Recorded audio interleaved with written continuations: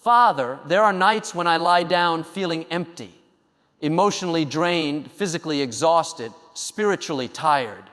Tonight is one of those nights. So I come to you not as someone full of answers, but as someone in need of strength. Your word in Isaiah 40:29 says, He gives strength to the weary and increases the power of the weak. And that's me, Lord. I am weary.